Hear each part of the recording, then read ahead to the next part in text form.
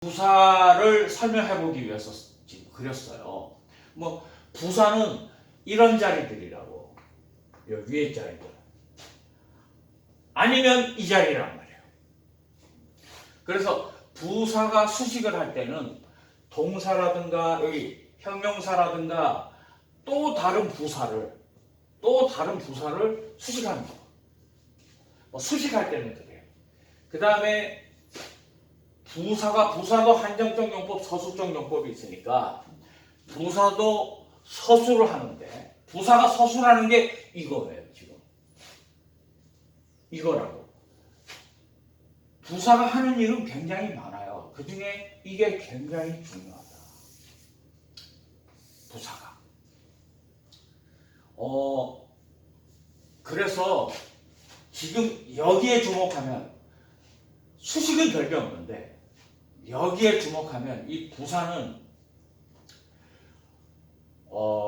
부사를 정의해보면은, 부사를 부가적인 뜻을 가진 거, 덧붙여주는 말, 보태주는 말, 이렇게 어떤 문장의 의미 단위 사이사이에 덧붙여지는 모든 말들이 부사예요. 중요할 수도 있고 안 중요할 수도 있어요. 자, 우리 뭐 육하원칙이라 있죠. 누가 무엇을 언제 어디서 뭐 어떻게 이렇게 할 때 그거에 대한 답변이 될 때는 굉장히 핵심어가 돼요.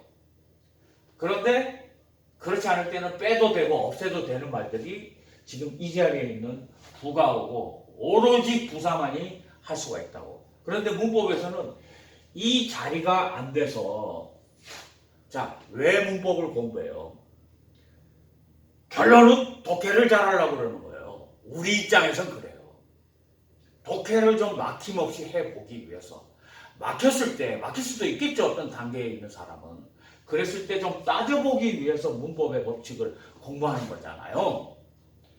그럴 때 이런 데서 다 막혀버려요. 단어가 있을 때는 괜찮아. 그 단어가 아닐 때. 그래서 부사는 어떻게 공부를 해야 되냐면, 자, 수식하는 거는 별게 없어. 별게 없는데 어떤 뜻을 가지고 있을 때냐. 자, 부수적인 의미를 가지고 있을 때라고 그랬는데 그 부수적인 의미가 어떤 건가에 대해서 공부를 해볼 필요가 있어요. 자, 지금 선생님이 뭔가를 지금 선생님이 하려고 그러나 이상한 뭐 말을 한다라고 얘기하는 사람도 있을 건데, 그 부사의 부수적인 의미에 대해서 선생님이 정리를 한번 할 거거든요. 정리를 한번 할 건데, 자, 그거에 대해 살펴봅시다.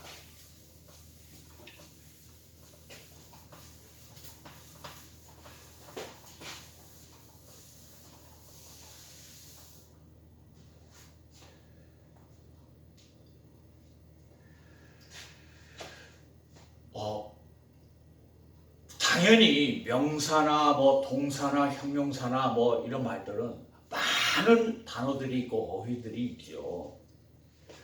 근데 그러한 말들은 착한 동사예요. 자, 뜻만 알면 뭔가 해결할 수가 있어. 근데 부사도 많은 의미가 있지만 이게 부수적인 말은 같은데 다른 문법과 결부시키기 위해서 정리를 좀 해놔야 되는 몇 가지 뜻이 있어요. 부사의 뜻 중에서. 그래서 선생님이 지금 20가지를 정리하려고 합니다. 20가지를 잠깐 보세요.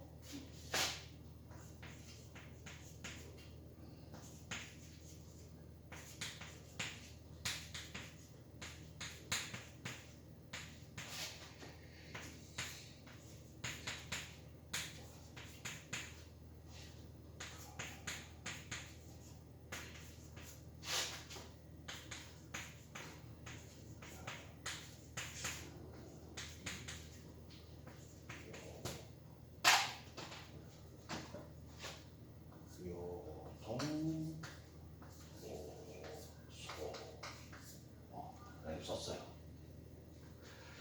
목결점, 조양이, 시장관, 감업이, 분자주의, 요동, 보소 이렇게 이제 썼는데 여기 앞 글자들이에요. 목적, 결과, 정도, 조건, 양보, 이유, 시간, 장소, 방법, 가감, 모양, 비교, 분리, 자격, 주제, 입장, 요소, 동격, 보유, 소속. 보이는지 모르겠네요. 지금 목결정, 조양이, 시장관, 감호비, 분자주입, 요동보소 20개의 의미를 썼어요. 이게 부사의 의미다 그랬는데 이게 뭐냐, 목적은 뭐뭇을 위하여 이렇게 해석되는 걸 목적이라고 써놓은 것이고, 뭐뭇을 위하여는 목적을 나타내는 부사라고 얘기를 하고 있는 거예요. 그 말의 뜻이. 결과 마찬가지예요. 뭐뭐 해서 어떤 결과에 이르다 할 때 뭐뭐 해서라는 말은 결과를 나타내는 부사적 의미다. 아까 도에서 그런 말들이 부가어로 들어간다는 거죠. 그래서 정도, 조건, 양보, 이유 해서 20개의 뜻을 적어놨는데, 이게 이러한 부사적 의미가 20개를 왜 정리해야 되냐면, 다른 문법하고 다른 품사 내지는 다른 이론하고 접목이 되기 때문입니다. 자, 그 내용을 잠깐 봅니다. 먼저. 이시장방 봐요. 조양이시 먼저 봅시다. 자, 조건, 양보, 이유, 시간은 요놈은요, 요 의미는 나중에 뭐 할 때 써먹나 뭐 할 때 중복되나 하면은 관계부사입니다. 관계부사. 관계부사. 관계부사와 관련이 있단 말은 결론적으로 관계대명사하고도 관련이 있는 말이에요. 또 이시장방도죠. 요놈하고 요놈하고. 선생님이 지금 틀렸어요. 틀린데.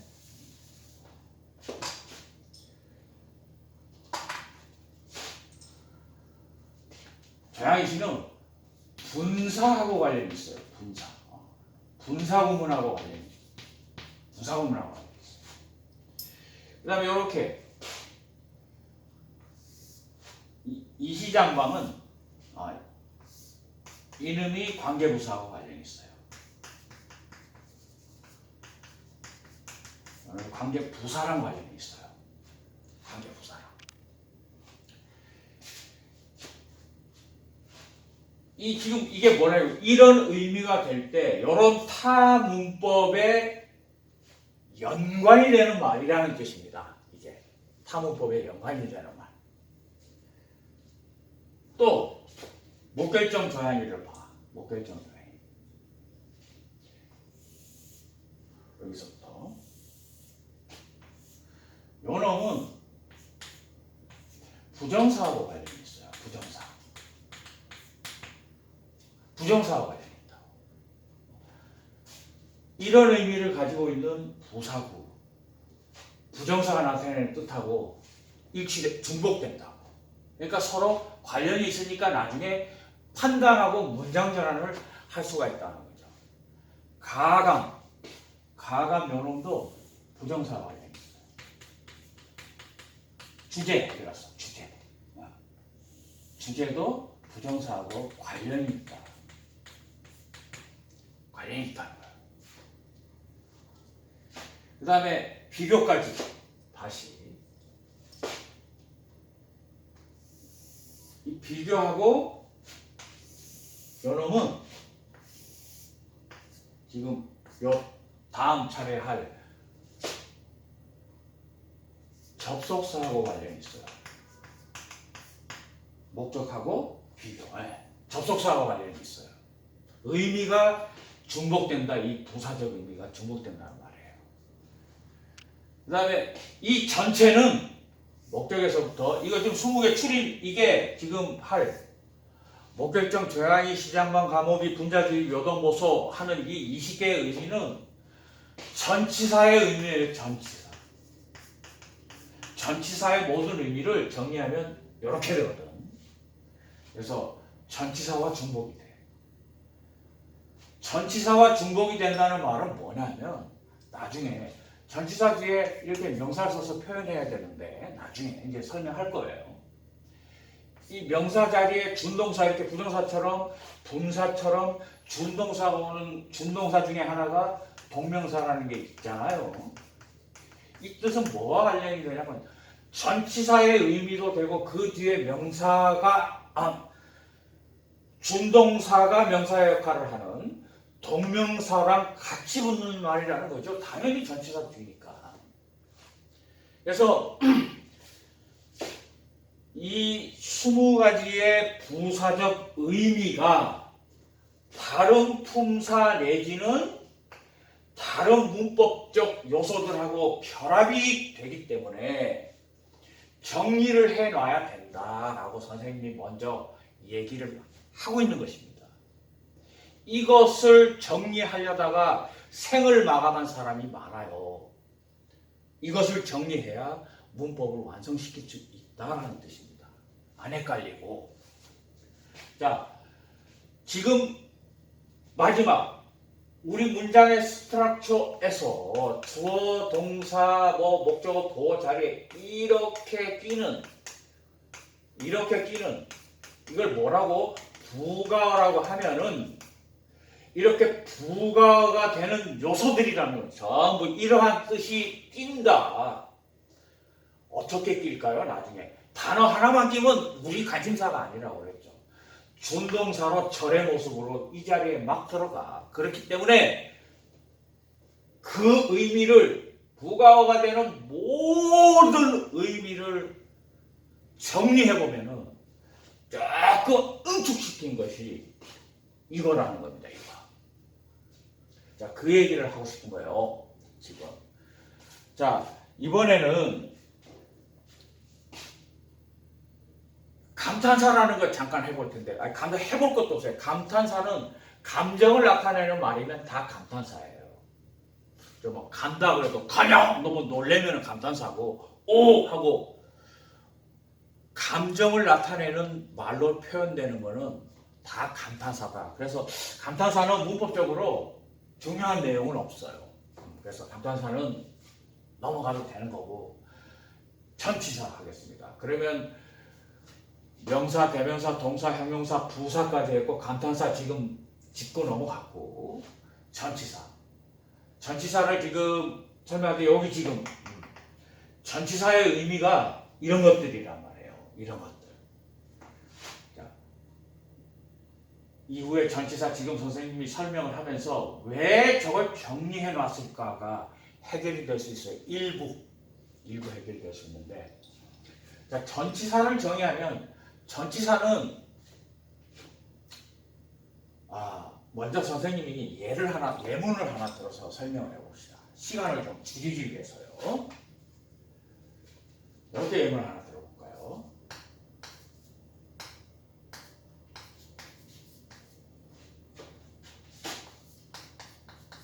이렇게 들었어요. 새가 날아요. 끝나. 뭐 서술성이 완벽해. 새가 나는데 이번에는 어디로 날아? 위로 날아. 새가 위로 난다. 끝나. 이때 위로라는 말은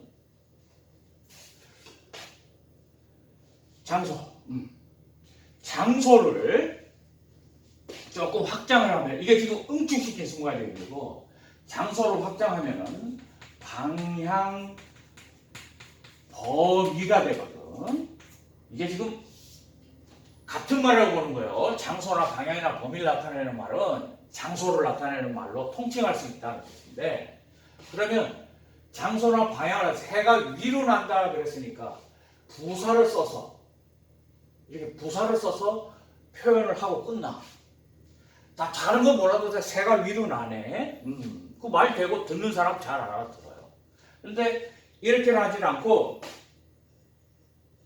새가 위로 나는데 어디 위로? 이번에 이렇게 표현을 해봐요. 그러면 새가 나는데 나무 위로 나네요. 위에서는 요놈은 부사라 그랬습니다. 요 부사. 근데 나무 위로 난다 해서 업이라고 하는 말에 기준점이 하나 제시가 될 것이에요. 요때 요것은 부사고요. 요것은 전치사입니다. 그 뒤에 명사가 오는 구조인데, 전치사는 명사 앞에 이렇게 모여서 어떤 기준을 가지고 어떤 말을 하는 거예요. 아직도 전치사 설명이 안 끝났어요. 자, 그러면 왜 이렇게 얘기하나?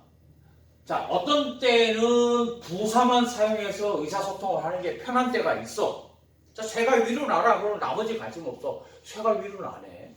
근데 새가 나무 위로 나네 하고 구체적인 정보를 제시해야 될 때도 있다고. 이건 법칙이 있는 게 아니라 우리가 말을 그렇게 해요.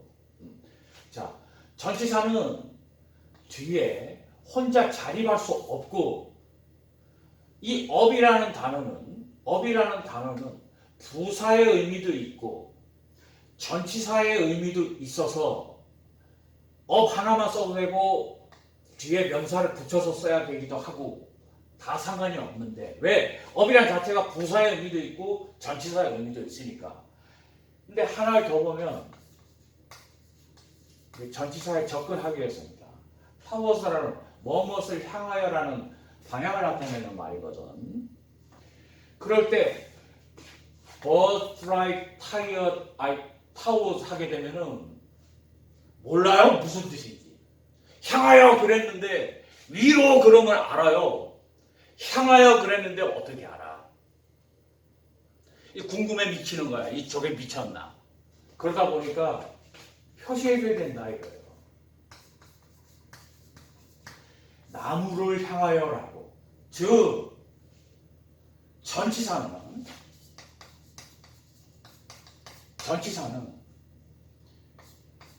명사 앞에 놓여라고 하는 게, 이 명사가 전치사는 혼자서 스스로 자리보 역할을 할 수가 없어요. 얘 혼자서는 의미는 있으나 역할을 못해. 문장에서 역할이 있어야 되는데 뜻이 안 통해. 쉽게 말하면 의미는 있으나 뜻이 안 통한다고. 그러니까 전치사는 혼자서 쓰지 못하고 그 바탕어 근간어라는 게 필요하다고. 근간어가 필요해요. 그래서 명사 앞에 놓여서 위치나 방향을 나타낸다 그러면 이 전치사가 가진 의미 중에 뭐만 되냐면 장소라든가 이 장소밖에는 표현을 못한다는 말이 돼요. 이렇게 많은 의미를 가지고 있는데, 즉 그래서 명사 앞에 놓여서 부사의 의미, 이게 지금 다 부사이기도 하고 전치사의 의미가 중복되는 거잖아요. 그래서 부사의 의미를, 전치사가 가지고 있는 부사의 의미를 명사에 같이 합쳐서 부가어를 완성시키는 거예요. 그것이 전치사입니다. 좀 설명이 어렵습니다. 스스로 자립할 수 없어 근간어를 가지는 품사이고, 의미적으로는 부사의 의미인데 그 의미만으로는 말을 만들 수가 없어가지고 명사를 붙여서 부사어를 형성한다. 그래서 부사구가 만들어지는 겁니다. 부사구가. 왜? 부사 자체는 자리보이기 때문에 뒤에 말이 필요 없어도 알아들어. 그래서 그렇게 쓰는 건데, 전치사를 해서 기준 근간어까지 같이 합치려다 보니까 전치사가 그 역할을 하는 거다. 구체적인 정보들을 나타내기 위해서 쓰는 겁니다.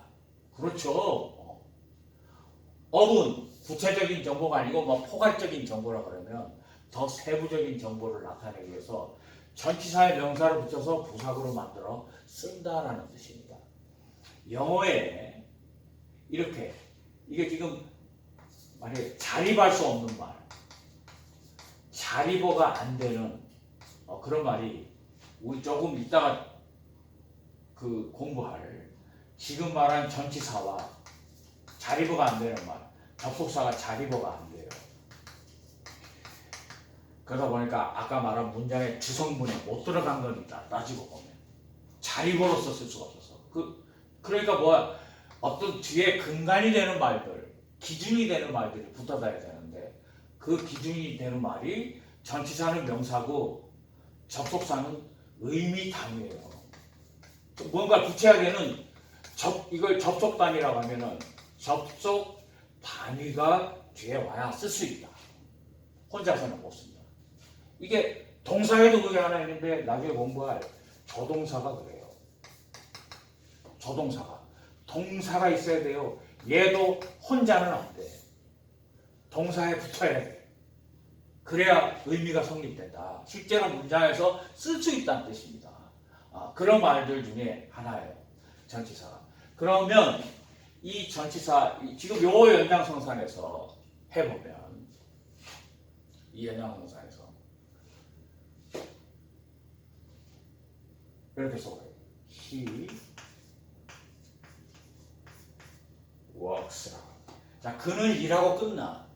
이렇게 붙이면 in 안에서 일을 해. 자, 끝나 이 의미도. 조금 더 보면 in the office. 뭐 이래 볼까요? 사무실에서 끝나. 요 논리랑 같지요. 이 논리랑 같아요.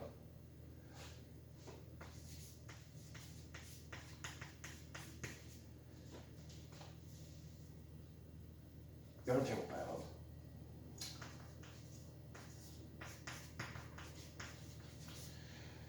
이 디스파이트가 뭐뭐에도 불구하고라고 하는 전치사예요.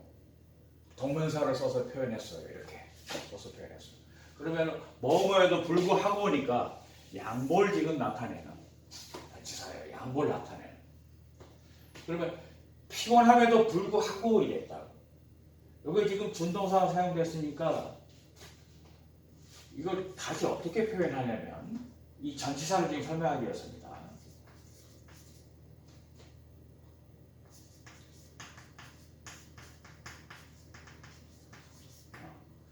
이번에는 양보를 나타내는 접속사를 하나 쓰고 이걸 절의 구조로 바꿨네요. 그죠? 이런 구조로 바꿔서 구를 절로 바꿨어요. 그럴 때 이 관계를 설명해요. 이게 양보를 나타내는 전치사란 말입니다. 그러니까 양보를 나타내는 접속사를 하나 선정하면은 문장 전환을 할 수 있죠. 이렇게 동명사가 온 경우 문장 전환 할 필요가 없을 때는 안 하지만, 그러니까 지금 하나의 예문을 든 게 뭐냐면 의미의 어떤 중복 관계를 다른 품사와 결부해서 잘 봐서 거기에 해당되는 어떤 접속어구가 선정이 돼야 된다라는 걸 보여주고 있는 거고, 양보를 나타내는 전치사에는 그럼 뭐가 있으며 양보를 나타내는 접속사에는 어떤 것들이 있는가를 공부해봐야겠다. 또 이해가 되고 정리해야겠다. 이런 생각을 하라고 예문을 하나 든 거예요. 그래서 여러분 볼 수 있는 교재에 그것이 정리되어 있어요. 지금 이 논리가. 그래서 그 교재를 보시면 되겠고, 자, 이렇게 전치사 이렇게 해서 끝났고, 이거와 연이어서 접속사라는 것을 한번 보겠습니다. 접속사는 의미 단위와 의미 단위를 연결시켜 주는 것을 접속사라고 해요. 이걸 그대로 놔두고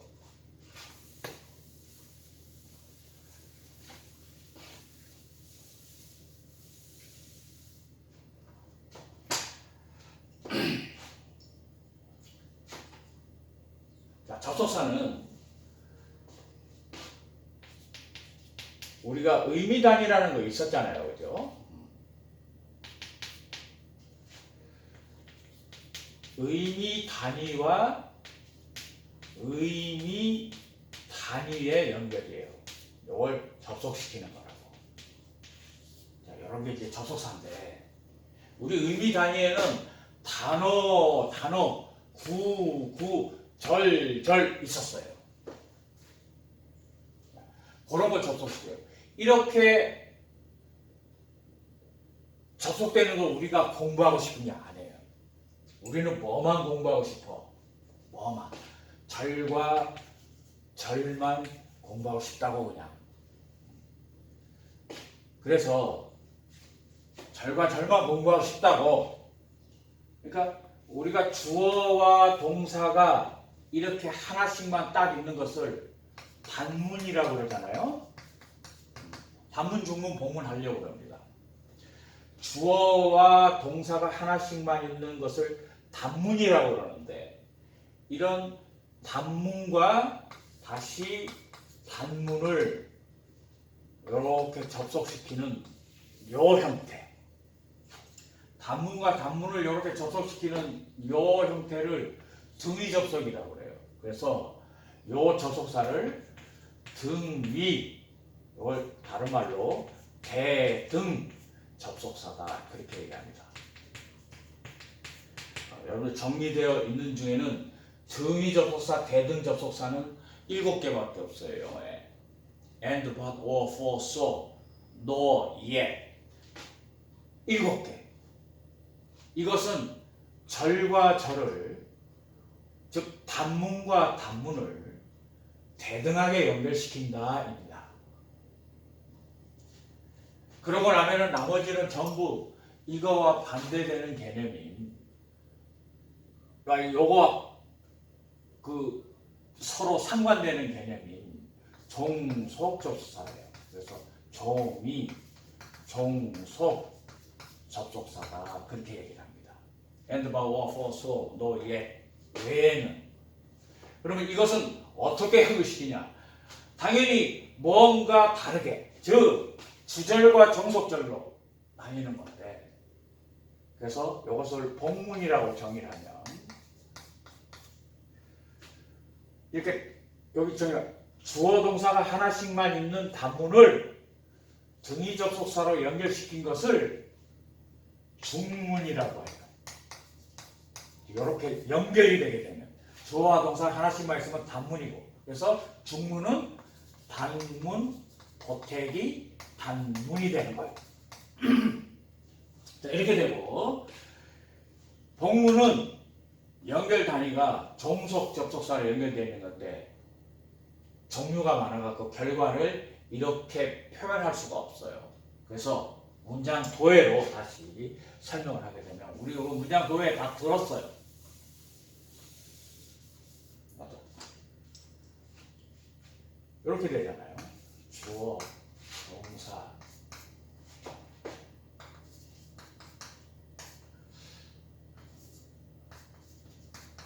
명 이래도 되고 여기 이래도 되고 여기 지금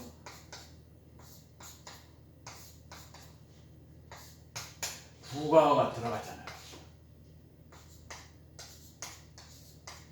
또 수식하잖아요.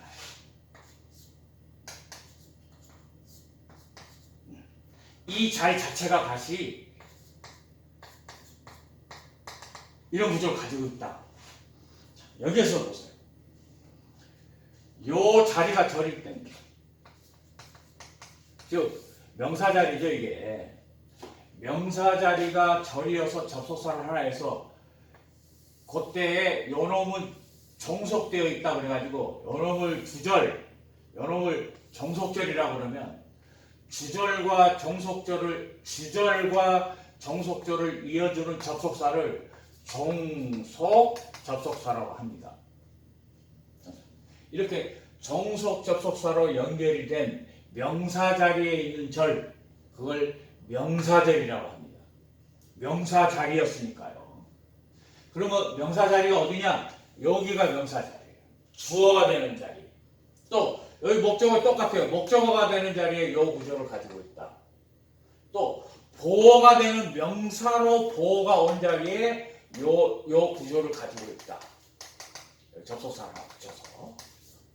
그러면 주어 자리나 목적어 자리나 명사가 보호가 되는 명사 그 보호 자리나 이 종속 접속사를 붙인 절이 붙어 있게 되면 그 자리가 이런 형태면 그것이 명사절이고, 다음에 이런 명사 자리를 수식해 절이 명사를, 이런 명사를 수식한다 이 말이에요. 접속사를 붙여서. 즉 명사를 수식하는 형용사 자리, 형용사 자리에 절이 와서 명사를 수식하는 것을 형용사절이라고 해요. 형용사절은 영어에서 관계대명사 절이라고, 또 관계부사절이라고, 요거밖에 없어요. 형용사 절이 명사를 수식하는 경우. 이 경우 이외에 이 자리에 있는 것 전부, 나머지 전부 이 자리에 있어요. 이 자리가 절일 때입니다. 여기 뭔지 몰라도 종속 접속사를 하나 붙여가지고 부가어로서 막 들어갈 때 이 의미, 이 접속사의 의미요, 이 접속사의 의미가 12가지라는 뜻입니다. 영어의 접속사 단어로서, 한 단어로서 접속 구 말고 한 단어로서 접속사 역할을 하는 게 55개 있는데 55개를 다 지가 무슨 뜻으로 쓰이든 나열을 해놓고 하나씩 집어서 분류하면 그것을 정리하면 12가지 뜻이에요. 목결정, 조양의, 시작원, 가모비 12가지로 정리되어 나오고 별게 없어. 아무리 많다 그래도 결국에는 다 잡혀. 이 중에 한 가지 뜻으로 접속사가 붙어서 이 절이 결국 뭐야? 주어 동사 하기 위하여 해서 어쩌고 저쩌고 하는 만큼 함에도 불구하고 이런 뜻으로 결국에는 해석이 나온다. 즉 부사절이 되는 모습 12가지입니다. 그래서 이걸 지금 정리한 거예요. 왜? 부사의 의미니까. 접속사는 접속 단위와 붙여서 스스로는 못 쓰고, 접속 단위와 붙어서 접속사 뭐라고? 스스로는 못 쓰고 접속 단위에 붙어가지고 이러한 12가지의 부사적 의미를 완성하는